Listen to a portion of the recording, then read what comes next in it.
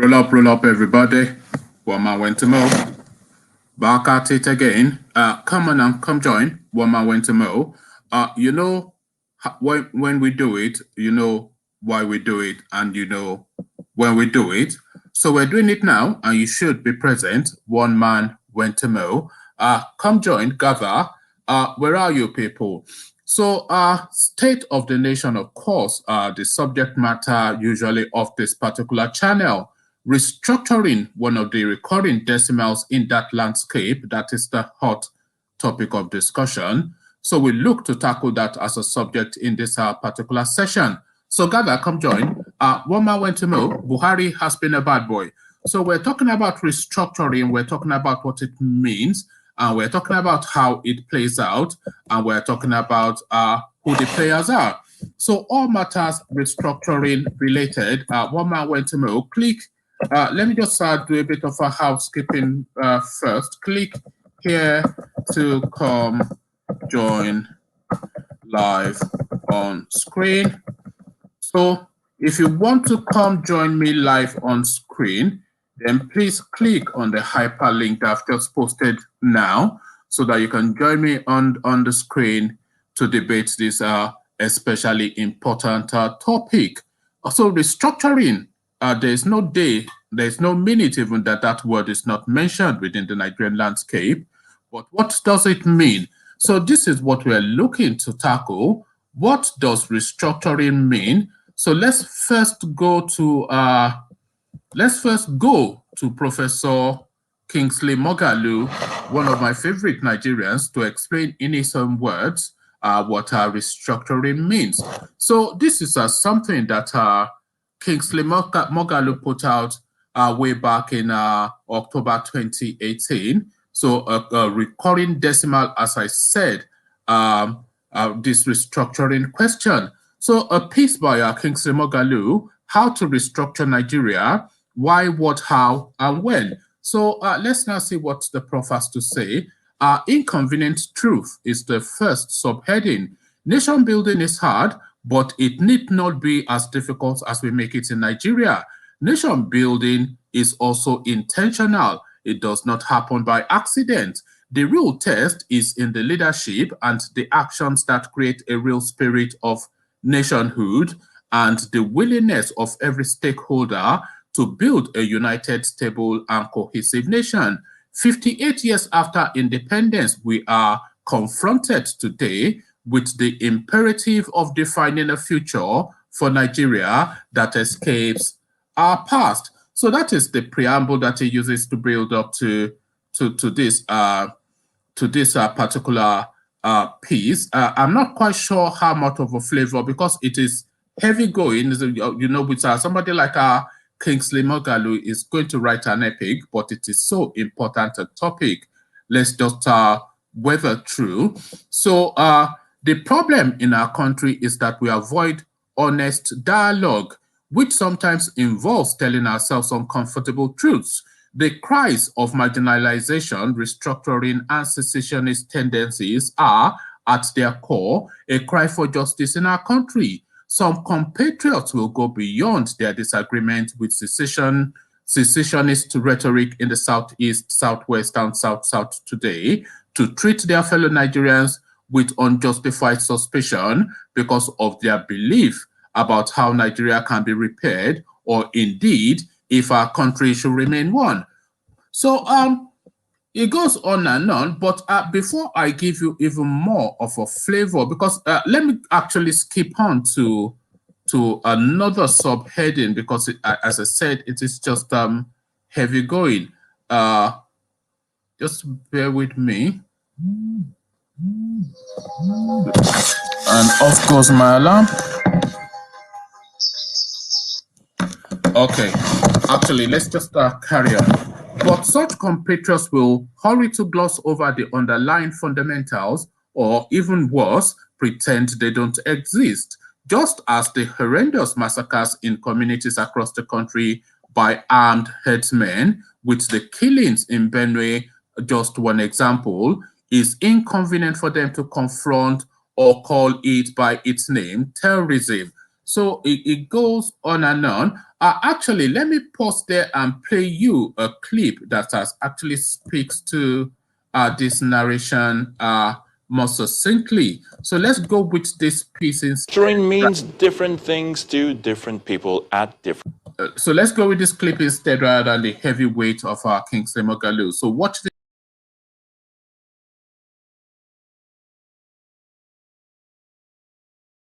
I've thought about it. I've listened to a lot of arguments about restructuring.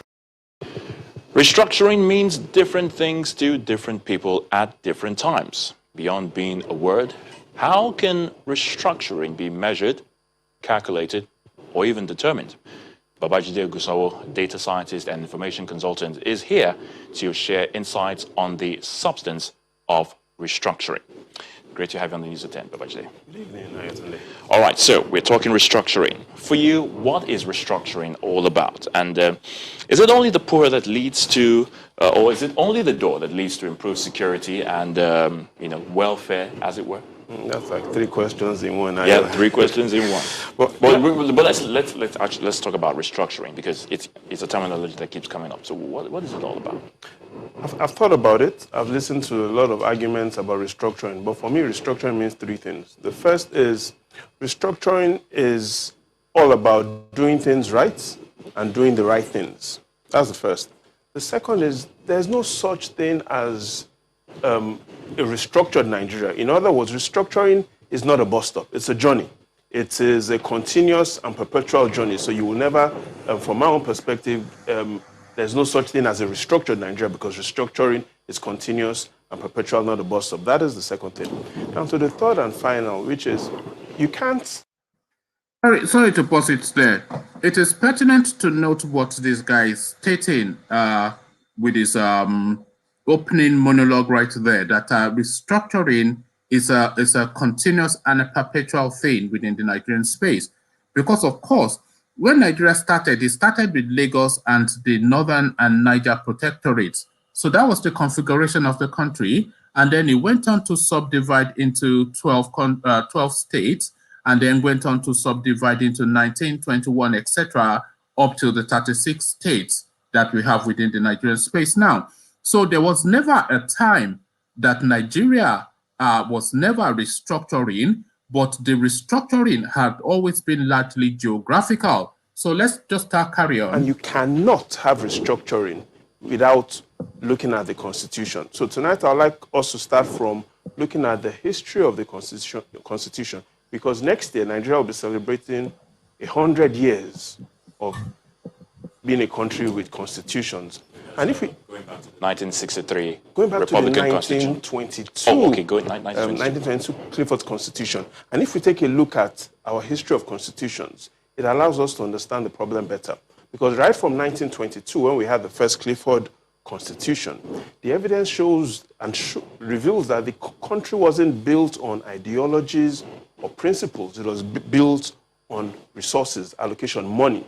And so in 1922, you needed to have £100 to vote or to be voted for. And that continued even in 1946. You needed to have £50 to vote or to be voted for. So the basis of Nigeria's development really wasn't based on ideology or principles or policies. It was really, the focus was on money and resources.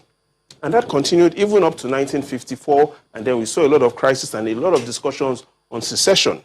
And then came in the 1960 Constitution, and even though the Queen of England was still the commander-in-chief of the country in 1960, we saw some progress in 1960. Resources, allocation, money.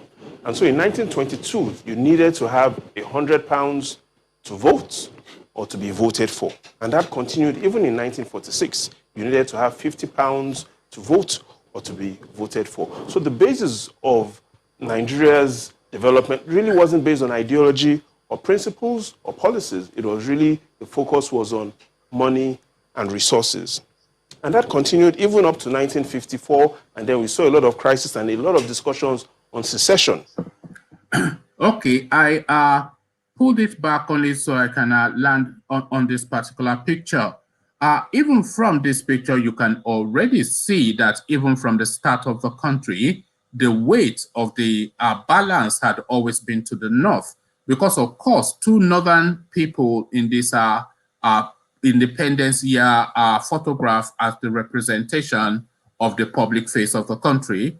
And then came in the 1960 Constitution, and even though the Queen of England was still the commander-in-chief of the country in 1960, we saw some progress in 1960. 1960 was when we had those exclusive lists, the concurrent list, but that wasn't insufficient. In 1963, we needed another constitution. And in 1979, Nigerians then had the choice to vote for a president, and then our last constitution as amended.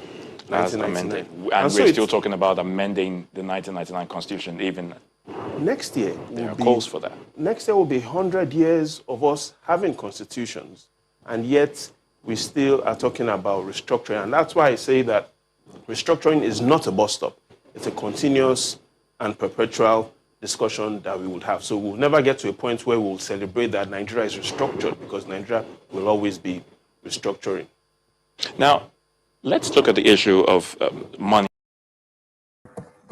Just to pause it there, this narration speaks to the heart of that question, that what is restructuring?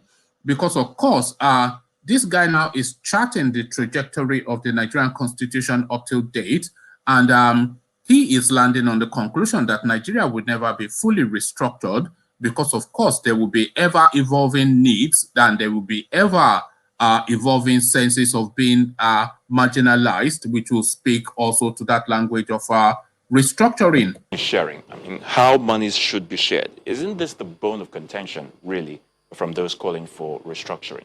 You're right. It might not be the bone, but the evidence shows that it's the major bone. And there are three reasons why it's the major bone. The first,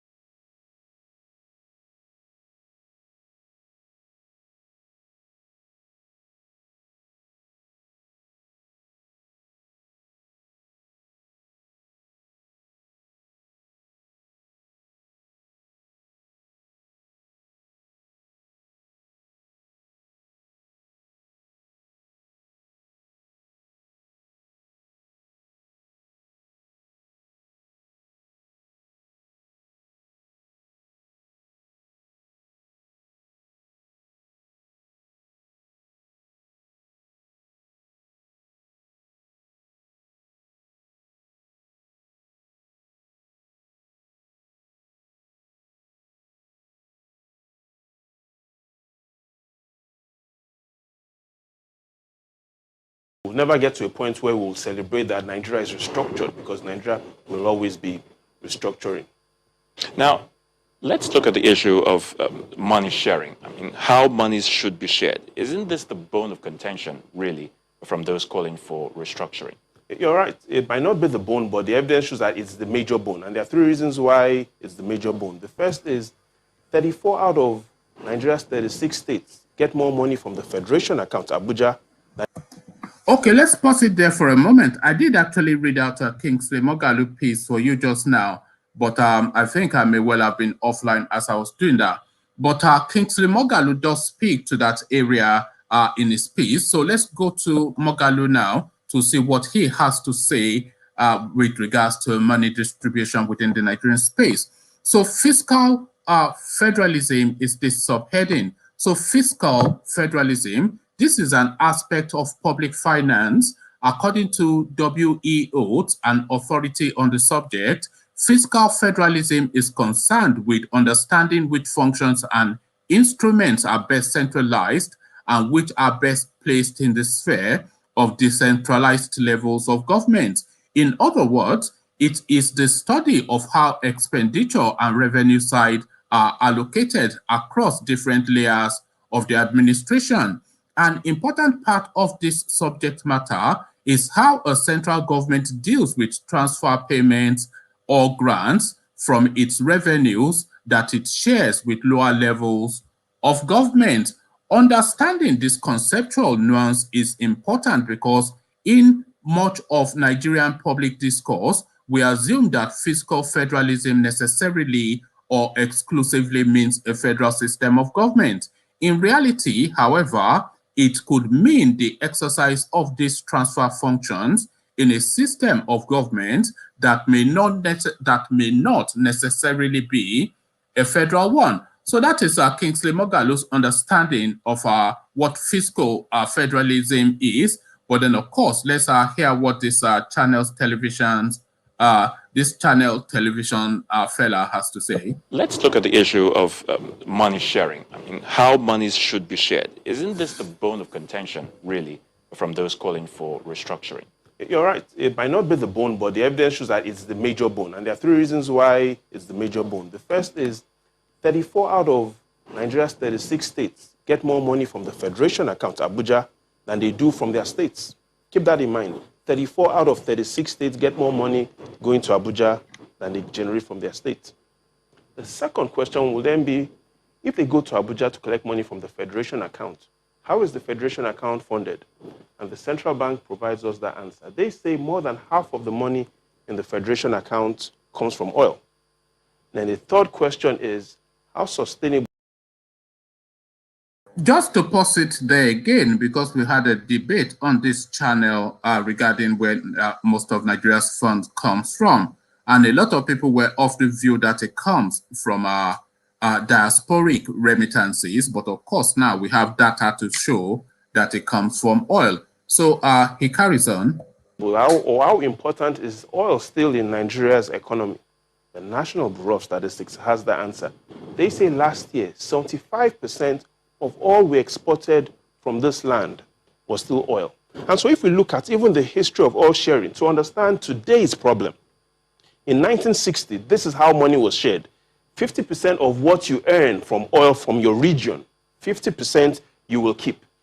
You will then put 30% into a pool that will be shared among other regions, and the federal government in 1960 will collect only 20% of your oil money. Again, in 1960, you keep 50% of your oil proceeds in the region, you put 30% in a pool that will be shared across all regions, and then 30% goes to the federal government. Today, what do we have? You only... Just to pause it there again for a moment, if you just loosely, just at a glance, look at this, this chart of constitutions that we have had in Nigeria, you can see that the real problem started in 1979 when we had no constitution, and then of course everything went to the government, to the central government. So from that point onwards, that is when the real problem started, because of course the formulas that we had from 1960 up to 63 is exactly the sort of formula that will serve in a decentralized form of government. Keep 13%. Compare that to 50% in 1960. And the remaining 87% goes into a pool that now is shared among the federal government, the states, and the local government. And that is the bone of contention. It is really all about, though that is the major bone, it is about we need to keep our money. But why are these discussions coming in now, Ayotunde? And it's because these discussions have always been there from what we've shown from history. But why it is more intense now is that in 1960, Nigeria had a population that was significantly below what it is today. Nigeria's population in 1960 was less than 60 million. Today, we have over 200 million people. The size of the land is still the same. Still the same. But the look at just that data. Sorry, let me just scroll it back again so we can recapture it. Major bone. It is about we need to keep our money. But why are these discussions coming in now, Ayotunde? And it's because these discussions have always been there from what we've shown from history. But why it is more intense now is that in 1960, Nigeria had a population that was significantly below what it is today. Nigeria's population in 1960 was less than 60 million. Today, so Nigeria's population in 1960, according to this chap, who is a statistician, Nigeria's population in 1960 was less than 60 million. But now in 2021, they are saying we're in excess of 200 million people. So within the space of about 60, 70 years or so, the country has gone up in population by in excess of 200%, because our 60 plus 60 is 120 plus another 60, 180. It's almost 300% that we have gone up by. If you look at the loose data that are even estimating our population at about 240 million. So is it the fertility of the Nigerian person that is producing at this vast rate, or is it a skewed statistic that we are using to run the Nigerian state? That is really where the question is. Because, of course, from under 60 million in 1960 to well in excess of 200 million in 2021, the statistics don't really read right.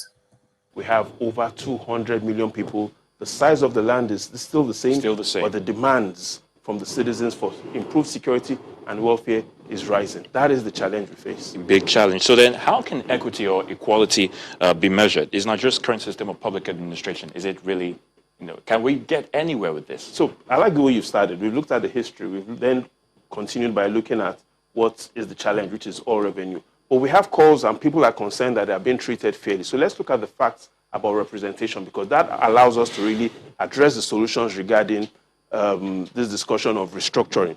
And if we look at the facts, starting from where are the representatives of the people, the National Assembly? So it is correct to start from the... I want you to pay particular attention to this part, because this is where the Ojoro really kicks in within the Nigerian space. So look at the weight of representation in Nigeria, and then within this you will identify where the real problems are. Principle of looking at how representatives are distributed in Nigeria. So we have... Just on the basis of that mock map alone, just looking at your screen. So in the Northeast, they have 113 representatives.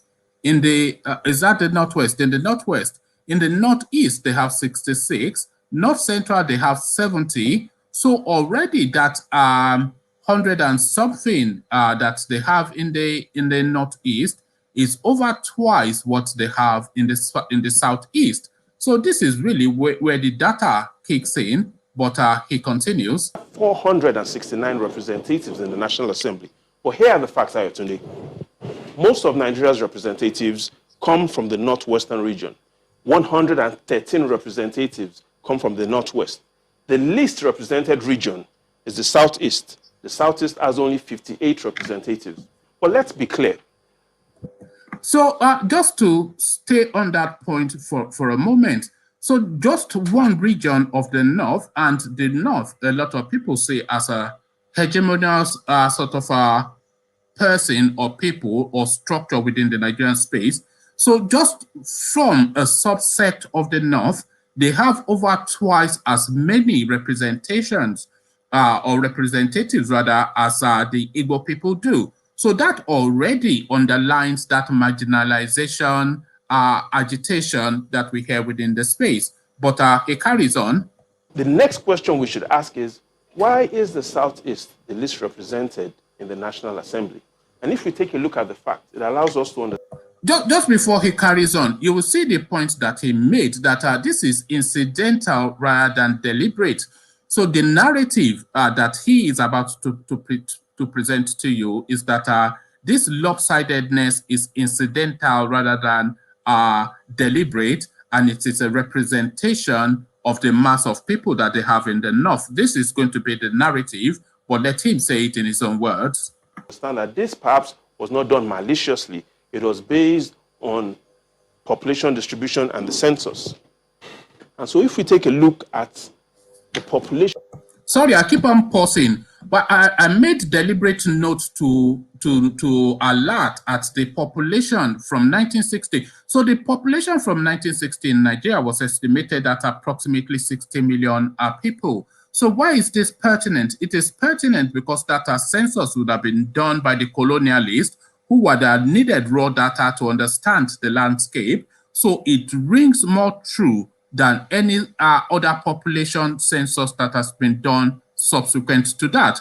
Because the Europeans, the British, were just gathering data on the people that were within that space, but any subsequent census that was done after the data that we had from the British is done weighted to the politics of numbers and regionalism that we have within the Nigerian space. And the weight of that is what we're seeing reflecting in this now lopsided representation that we're saying. So effectively, because when they say in the North that when they go and do census in the North, because of their religious bent, they are not allowed to look at their women. So they'll put the women behind the screens and then you count legs. It is legs that they count as population counting in the North. And all of that Bodu Bodu and Dabaru is what you are seeing reflecting in 113 representatives in one subsect of the North to the detriment of 50-something in Igbo land. But let's hear the statistician some more. Distribution based on what the National Population Commission counted, they say that the Northwest, yes, has 24% of the representatives in the National Assembly, but they claim that the Northwest has. Okay, so sometimes you have to jettison numbers and go with ethnicity, because if you are saying you are counting the numbers and the weight of the number is in the Northwest, that weight of number that is in the Northwest is still one catchment, is still one voice within the Nigerian space. So that one voice cannot have the overly representation that we are seeing within this space. So with one section of the country, just one subset of the country, controlling 24% of the Senate, the legislation, that already tells you that in perpetuity, that section will always have its way.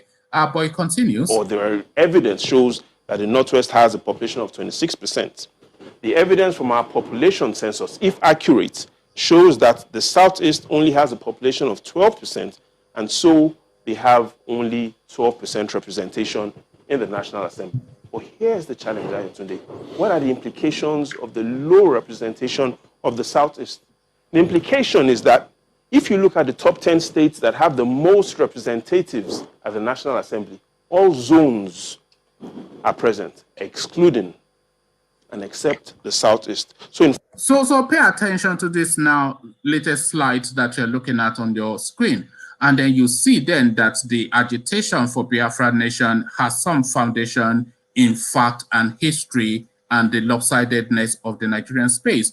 So the top 10 states that have representation within the Nigerian legislative structures, have a look through. You see Rivers State. Rivers State is a south-south state, but outside of Rivers State is Aboki, Yoruba, Aboki, Aboki, Yoruba, South-South, Aboki, Aboki, Aboki, Aboki. So Aboki all the way through, and this, of course, is the language that has led to where we are now. Aboki continues. In front of you are the top 10 states in Nigeria that have the most number of representatives at the National Assembly. Kano, 27 representatives at the National Assembly. Lagos, 27. Sokoto, 14. But among these top 10, you see states across the Northwest, the North Central, the Northeast, the Southwest, the South-South, but there is no state in the Southeastern region. And that is the challenge, one of the major challenges that those that are calling that are screaming out for restructuring in the Southeast are looking at. So in the final analysis, I'll tell you this. Let us never fear to negotiate, but let us never negotiate. Okay, platitudes to the end. I am African, I see you, but before I come to you, let me just say this. The better form of representation within the Nigerian space for my money would be along the already identified 6 geopolitical zones within the country. So the North Central, they have their representations, their representatives. The Northeast, they have their representatives. The Northwest, they have their representatives. The Southwest have their representatives. The Southeast have their representatives. And the South-South have their representatives. So an equal number of representatives along the 6 geopolitical zones. Yes, rather, you would say that the weight is still to the north because the North Central is seen as a geopolitical zone. The Northeast, the Northwest are as individual geopolitical zones. But then in Yoruba land is one geopolitical zone, the Igbo land is one geopolitical zone, and the South-South is one geopolitical zone. But if you look at the fault line divide of the Nigerian space, it's essentially a north-south divide. So it is very easy for a coalition to take place between the southeastern bloc, and then of course the northern blocs will have their coalition too. So an equal representation of the geopolitical zone, and that also already speaks to that language of balkanization, which is how to divide the country. So it already divides itself into 6 geopolitical zones. What says you? I am African. Hello. Yeah, thanks for having me. Wagwan. Yeah, I think it's the thing about. Well, I mean, most of this information already there that a lot of people know about this anyway. But the one that actually jumped at me, which I haven't seen before, is the part about how money used to be distributed in terms of like the resources. So they used to have 50% to keep for people for the area that have the resources. So which is really, I think that is really a good way to do it. So, but unfortunately, it's now down to 13%. But even though we can actually still ask the question about that time when they used to have 50%, what did they used to do with it? So that means that is really that question narrows to the region, though, doesn't it? So although like you're saying, we still don't see on the ground any development that reflects that 60% in any of the regions. But yeah. So, but the something else is that, so that 13%, for example, so the states have the 13%. So the 50% that is sent to the central government. So did they also share from that? Yes, they share. It's 87% that actually now goes to the central government, but it doesn't actually go to the federal government. It goes to a central pool, which is then distributed amongst all the sovereign states and to the local governments, etc. So that is where the money is shared. So the one that have 13%, they still get to share from the national pool. Yes, they get that. That 13% is known as a derivative. So in the oil-rich states, for instance, the Niger deltas, etc., whatever is gotten from their land, they get 13.6%. That is why you have this all this NDDC, the Niger Delta Development Corporation, etc. So that is where the bulk of that money goes to. That's derivatives, and then it goes to the individual state as well, where the drilling is taken. Yeah, but the thing is that 13% or whatever percent they are getting is still not showing. That's the problem. It's not really. People they are not being held accountable to say, okay, so you're getting the NDDC, whatever. Is that not the one that, is it not NDDC one person that was at the National Assembly that fainted? That was fainting, yes. Dr. Pontio or something. When they asked him to come and account for dollars, he fainted. And as soon as he got out of that lobby, was walking briskly like Usain Bolt, It's just criminal. A lot of things going on. But going to restructure, I mean, everybody, we all know how that panned out during the days of Awolowo, what Awolowo was able to achieve. So if he was able to achieve that, so it just shows that, everybody have that region and have that autonomy to be able to do what they want to do in terms of their own pace, how they want to govern and develop their area. But what do you make of the population chasm that we identified in that piece from Channels Television? That they were telling us that as at 1960, the population was approximately 60 million. 2021 now, they're talking 210, 220 million. I mean, Is it? I, Are we that I, fertile in Nigeria, or what is going I on? don't think, I think we are, I think our population is a lot, but I don't think we are up to the population I figure have they are never quoting. believed that. No. Yeah, so because we know that we are really fraudulent people, are we know? So and people we kind of like I mean there hasn't really been any proper census done. It's all kind of like fraudulent figures, and it's just everybody just do it to for it to be to their advantage in terms of, because you know that when they said, oh yeah, instead of 5 million, oh actually we are 10 million people here in this area, everybody know that it gives you advantage in terms of like, even when they want to manipulate election, but so that's the figure they can use as well to say, okay, this is the number of people that voted. Why everybody know that it's all lies. And the distribution of the representatives, you can see why the Igbos have this sense of being aggrieved.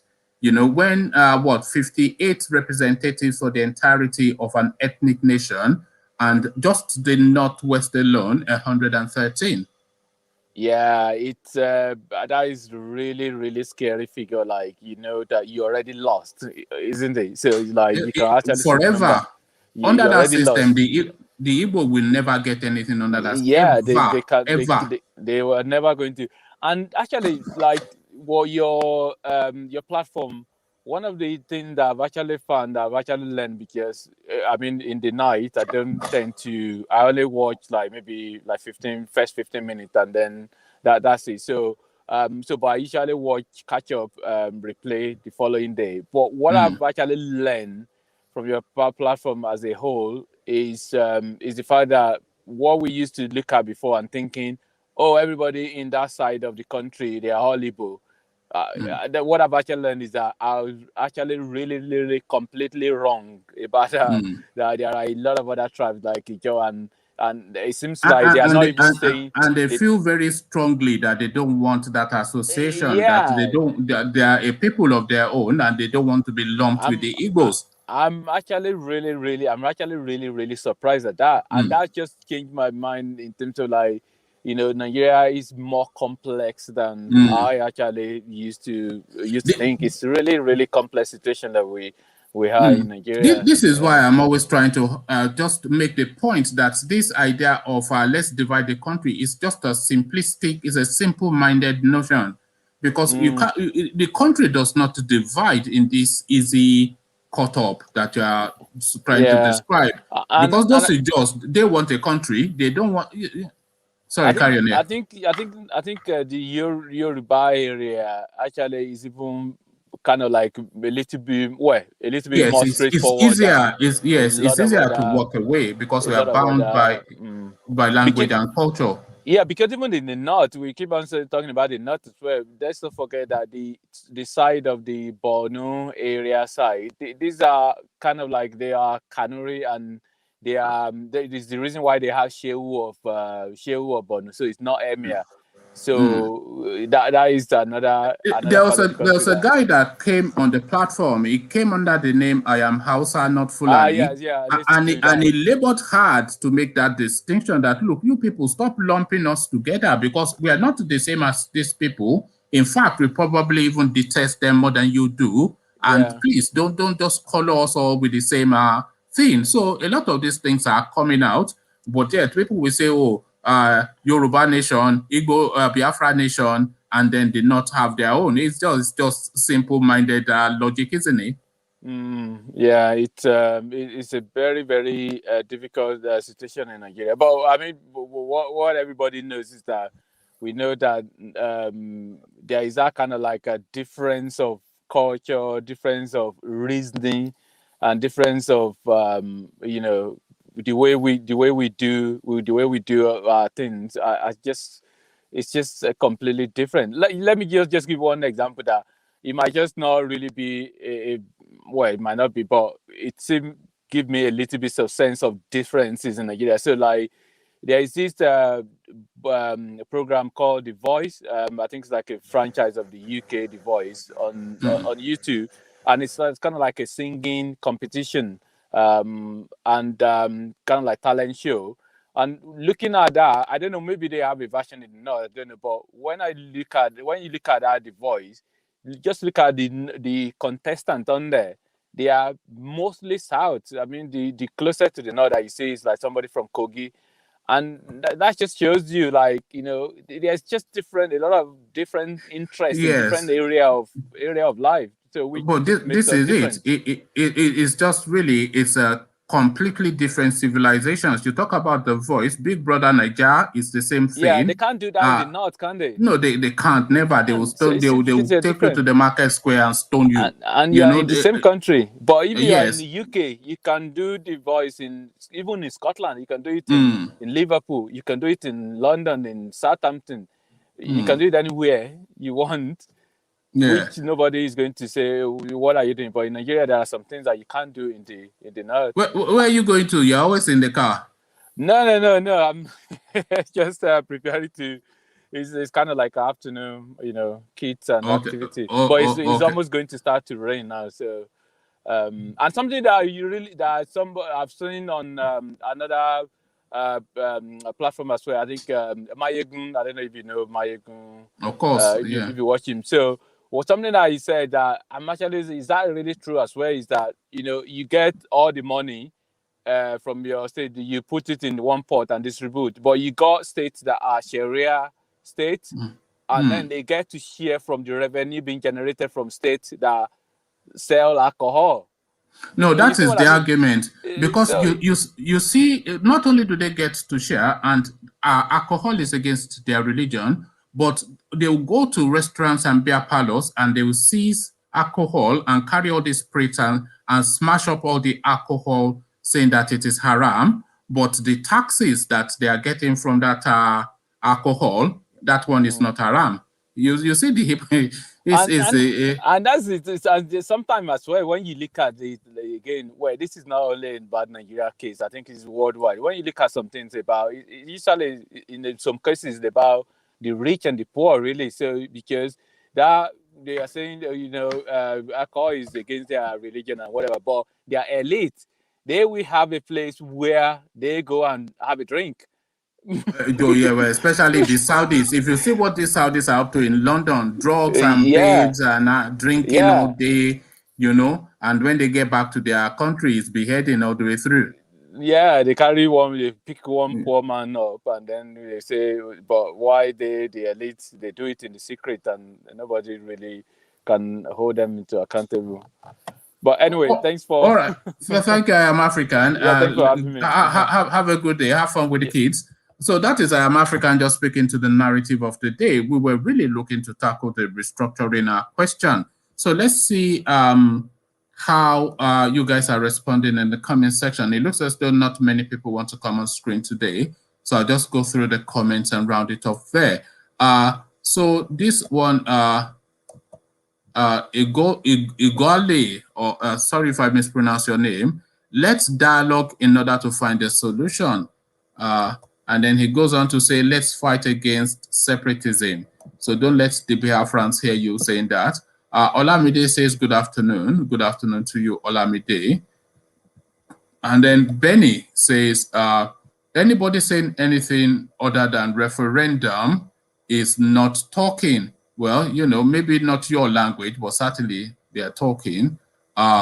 Benny goes on, the only meaningful thing here is Biafra / Oduduwa / Middle Belt separation, let everybody go. So, of course, from Biafra headquarters, you can tell from their tonality where they're coming from. So Benny continues, stop mentioning this restructuring. Nothing like Nigeria is no longer existing. So Benny from headquarters, Friday says hello. Hello to you, Friday.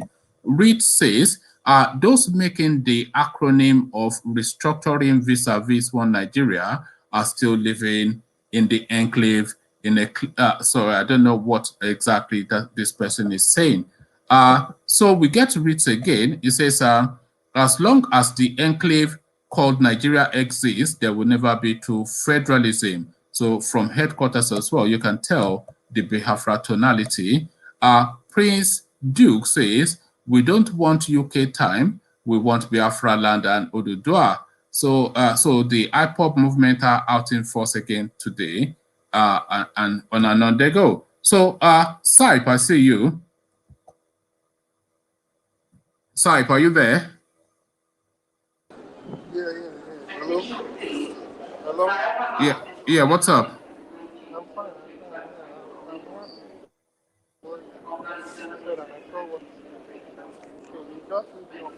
Okay. What are you buying? Are you buying barley? You sound like you're buying barley on the roadside or something. What's going on? No, I'm not. I'm actually at the airport. You're at the airport. Hello? You're escaping Nigeria. Yeah. You're escaping Nigeria at last. Eh? Not quite. But the truth is this. The statistics shows the whole fact why people from the East are Did you hear any of it? Did you hear any of it? from the upper. So I had, I had some of the statistics. So just from the data, you can see why these Biafrans are so aggrieved. But but I feel restructuring is the best way. You understand? I don't know how it's going to come about restructuring. Just what we were looking at up till 1979. Sorry, carry on, because I know you're in the airport. Yeah, from the statistics of the population, you cannot hold, it doesn't hold water from what has been done recently, because it's all mumbo jumbo that they are doing, trying to increase the population of the north and comparing it to other parts of the country. So it's really affecting it, because you see.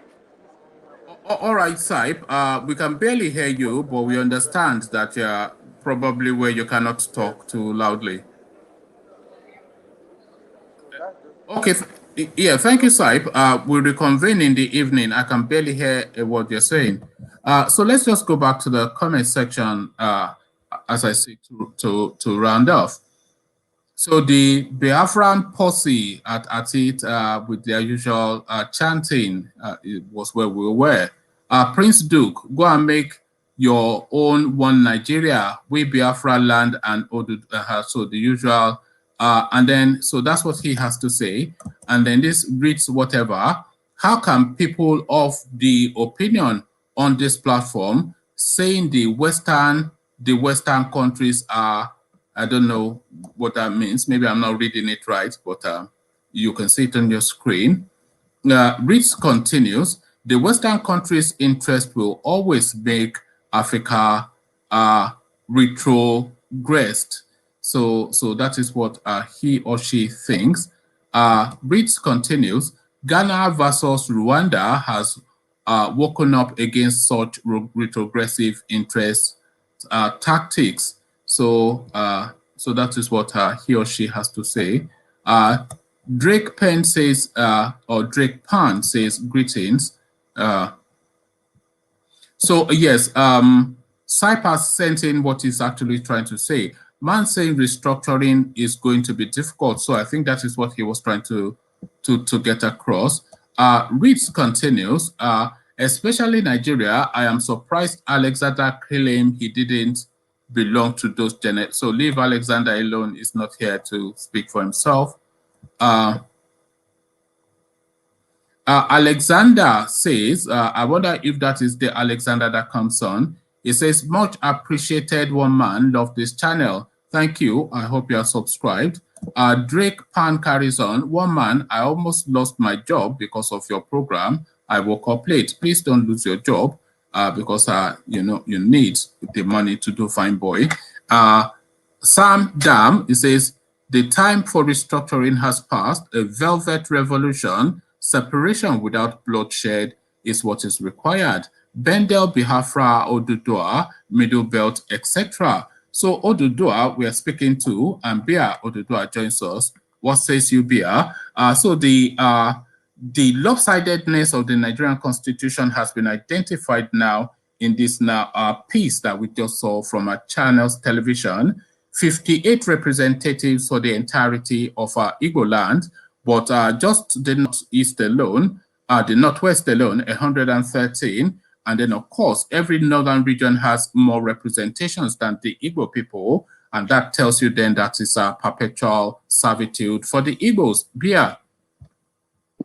Hello, one man went to war. Went to war with medal. There you go.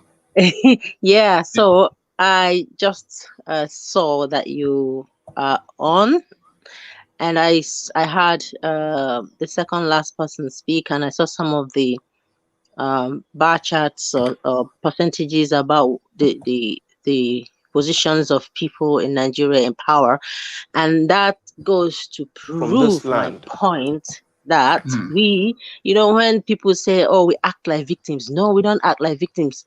It's like if they say in an idiomatic expression that when an ant bites you, you're going to, you will learn from it. It's a lesson. Experience is the best teacher for everyone. We're all going through different adversaries depending on a specific region that we belong to in Nigeria. But the whole truth be told, that the Igbos are one of, if not the most marginalized. You can tell by the percentages of the political If you look positions in at the Nigeria. data, on your screen, that just tells you pretty much as you You see? need to know. That is the So main reason in why. the 1 minute, Northwest, let me 100 finish. and yeah, go on. Yeah, I understand. That's why when people say, I've just come on to say to you, this is the reason why we sound and act the way we act.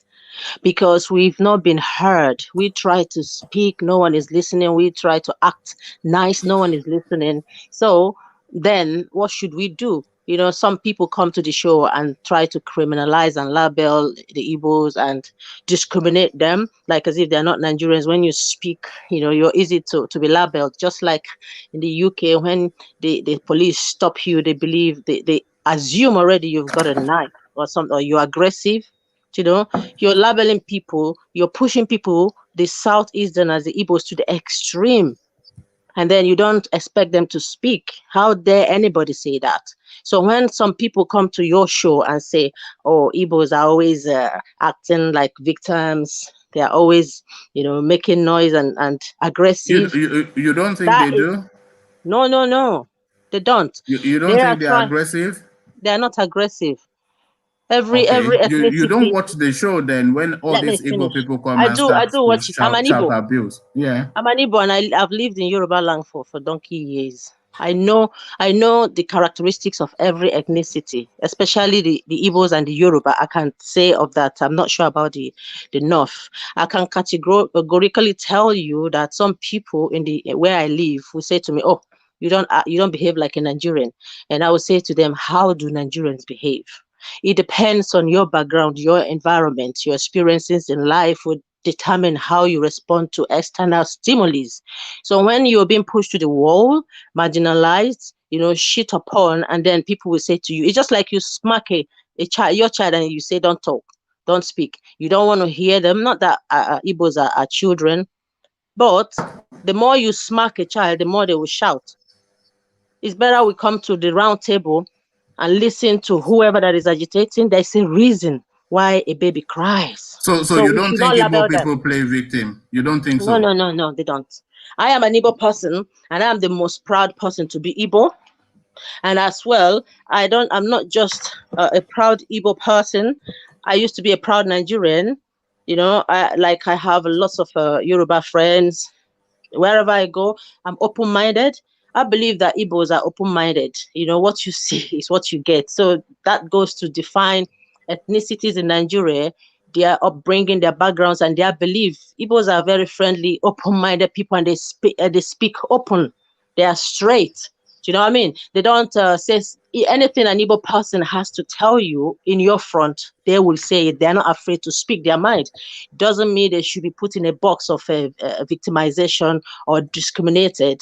It's never going to work with an Igbo person. Everyone already, they know that by now. So we should all be tolerant with each other, be it Igbo or Yoruba, because we're all one.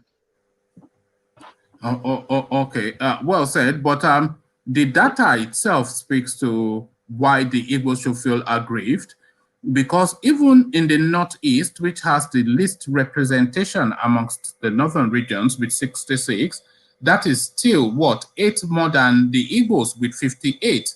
So how can that be when you can just see where the disparity is, and they're saying they are going by population size, but really Nigeria is not about our population size, it's about ethnicities and representations, and the data is showing us now, of course, why the Igbos feel aggrieved. So yes, restructuring is the language that we're speaking today, and we're saying that should they go along the already identified geopolitical zones in the country. So the north central of the country, the northeast the country, the northwest the country, the southwest Yoruba land the country, the southeast, which is essentially Igbo land, a country, and then the south a country. So jettison Biafra and go for Igbo nation is essentially where we're landing on. No, I don't believe that. That's why I have vocaled that deciding the fate of Biafra supersedes any social media platform. Is not something that would be discussed in this program of yours, because there are things to be considered legally. People have to be consulted. It is quite deep and political and emotional. So a platform cannot just say you are not Biafra or you try to define a person. Only a person has that right to define who they are and must be given that respect and acceptance. If I tell you that I am Biafran, it's up to me, but let them do their thing. Just let every voice matter. Don't marginalize, don't say shut up, because nobody the says middle. shut Wait, up. let me finish, please. Because for me, I respect everyone's opinions. I respect our brethren, the Niger Delta, if they want to be on their own. I even prefer them to be on their own. I never ever wish that Igbo should be with the Niger Delta. That's my belief. I never ever wish that, because if two people have different beliefs and things that separate them, they shouldn't be together. That is why Nigeria can't But work. is it not the same yellow gari that you eat? It doesn't matter. I eat amala. Am I a Yoruba person? So don't say that. It's not about food. Anyone can choose and pick and choose whatever they want. I say that in jest. I say that just as a joke. Yeah, you see, you like to wind people up, nah? You like to wind people up. Show a bit of respect to the Biafrans. No, I respect Biafrans. No, you don't. You don't. Someone, if I tell, okay, I am a Biafran now, what are you going to tell me? You're going to tell me, oh, stop saying that. Don't tell me that. No, you I can don't be want whatever. Niger. Let's not do I Wait, am a let me Biafran finish. today. Don't stop me now. No, okay, please. Okay. Don't stop me. No, if I want to say now, look, I'm an Igbo. If I want to say I'm Odudua, you don't have the right to tell me I'm not Odudua, because I believe. Of course not. So as well, if I say I am Biafran, I have the right. And if someone from Niger Delta say I don't want to be Biafran, they have the 200% right to say that. I don't want them to join Biafra, left for me, because we don't agree. It's not a thing of hate or dislike. It's just that people that belong together should be together, and then that respect will be there. There will be peace that way, All right. But it doesn't mean that only Igbos are Biafrans. That's what I want you to understand. And it should never be decided in your program, because your program doesn't have that right to decide all right. what We were not Biafra really doing is, Biafra right now. We were doing restructuring. It's part of it. Restructuring is part of that. Biafra is part of that. The people belonging to the so-called Nigeria, So don't define Biafra for us again, please, one man. And I'm not going to stop coming to your show. I will always come, even if you don't want us to come and be speaking about Biafra. I will always come. No, you can speak about whatever you like, but maybe to the topic. But thank you, Bia. Let's hear from Makinde. Makinde, so we're going through some data to highlight the fault lines within the Nigerian space, and just really what you're looking at on your screen. You probably can't see it because you're driving, but we're just looking at representations across the Nigerian geopolitical space. In the Northwest, they have 113 representatives, Northeast 66, North Central 70, Yoruba land 89, South 70, but in Igbo land, they have 58 representatives to speak for their voice. So you can see where that narrative of marginalization is coming from, the lopsidedness of representation within the Nigerian space. Wow. In fact, I was not surprised with the data I'm seeing here. But I believe this is the reason why we are here, we are where we are now, because I can see that the constitution that all of us were referring to as a constitution is not actually a constitution. It's what some people come together to just form on us.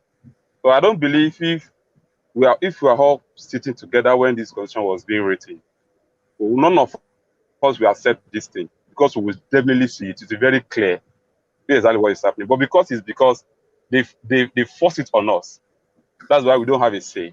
And that's why I think people are now talking about that constitution, that thing that is guiding us. It's not even representing us.